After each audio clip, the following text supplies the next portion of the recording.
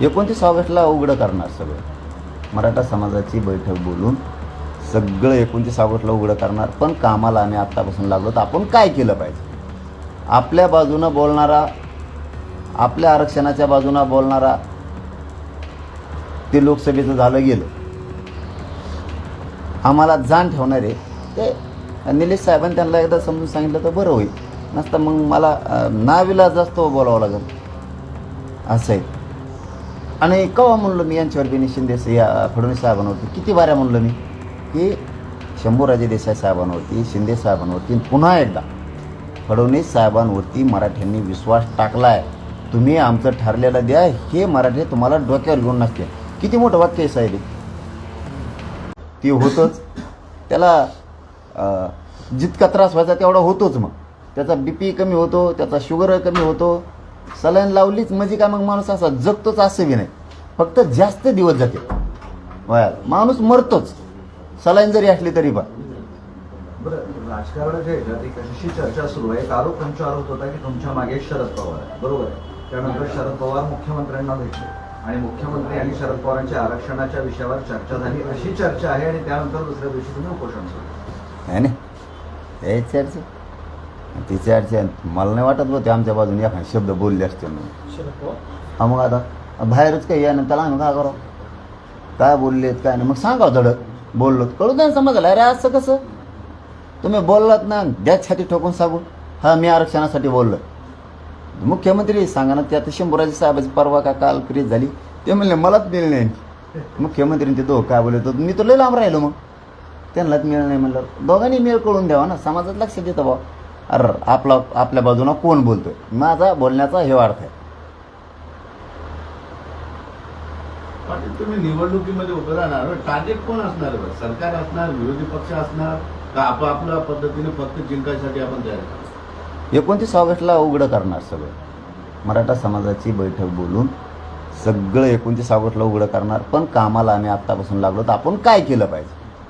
आपल्या बाजूनं बोलणारा, आपल्या आरक्षणाच्या बाजूनं बोलणारा ते लोकसभेचं झालं गेलं.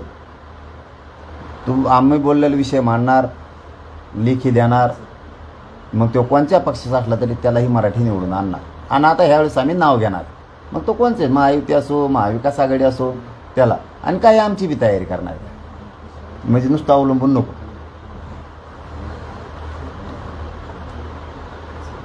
धन्यवाद.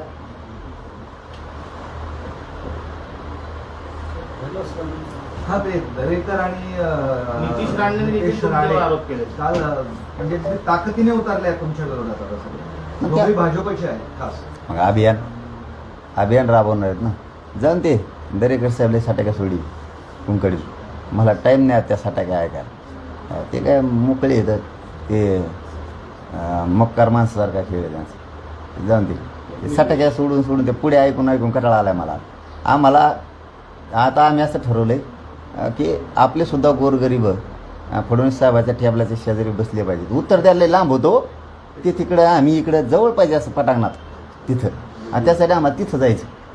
ती इकडे टेबलपाशी, आपण इकडे टेबलपाशी, मजा येते त्याच्यात. त्याच ती तयारी चालू आहे. मग लोक तिथं पाठवू, जवळच्या जवळ उत्तर देते बिचारी.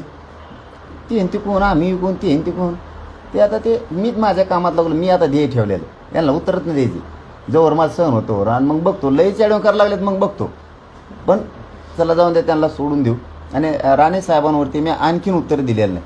हां, हे मी पुन्हा एकदा नितीश साहेबाला सांगतो, निलेश साहेबाला, की त्यांना सांगावं. मी आणखीनही त्यांच्यावरती शब्द बोलले नाही. त्यांनी त्यांच्या अंगावर ओढून घेऊ नये. हां, मी बोलत असतो परत मग. कारण काय असतं, काही मित्रत्व किंवा काही जात त्याच्या पलीकडं समाजाचे लेकरं आहेत. त्यामुळं त्यांनी मी मागे सांगितलं होतं की मला मग ऐकायचं तो ऐकत असतो मी नसतो ऐकत. मग महाबी एकदा पट्टा तुटला ना, मग ते गिरणीचा पट्टा तुटल्याने खेळ असतो आपला. राणे कुटुंबाशी तुमचं फार मित्रत्व होतं, तरी ते कसे काय तुम्हाला. तेच म्हणणं आहे की समाज आणि समाजाच्या पलीकडे एक दिवस ते कसं असो आरक्षण देऊ लागले होते.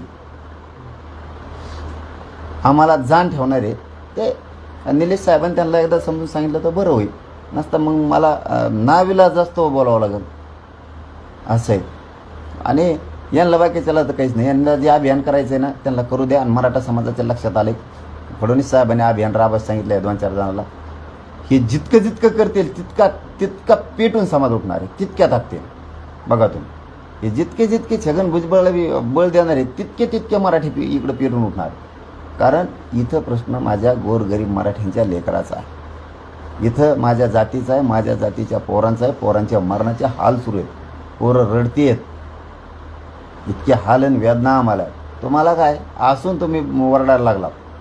आणि आम्हीच मराठ्यांनी हे भाजपचे सगळे आमदार तिथं बसवलेले, आम्हीच मराठ्यांनी. आणि आता तुम्हीच बोलायला, आता कळलं मग तुम्हाला मराठ्याच्या विरोधात बोलल्यावर काय होतं. त्यामुळे त्यांना उत्तरच देत नाही मी आता. त्यांना मला अभियान राबेव, कर बदनाम, आमचे फोडेव, त्यांना पत्रकार परिषदा घ्यायला लाव. काय तू जेवढं करशील, मला जेवढं फडणवीस साहेबाच्या माध्यमातून तुम्ही उघडं पाडताल तेवढं तुम्ही उघडे पाडणार आहे. हां, माझं समाजात लक्षात आले. मनोज जरांगे यांनी घेरायचं काम सुरू केलं. एकीकडून छगन भुजबळनी त्यांना अजित पवारच्या त्या गटाचा साथ आहे, आणि दुसरीकडून हे बाकीचे अभियान राबवणारे म्हणजे त्याला ट्रॅप म्हणू, हे भाजपाचेच आमदार आहेत, त्यांना फडणवीस साहेब साथ आहे आणि याला सुद्धा फडणवीस साहेब साथ.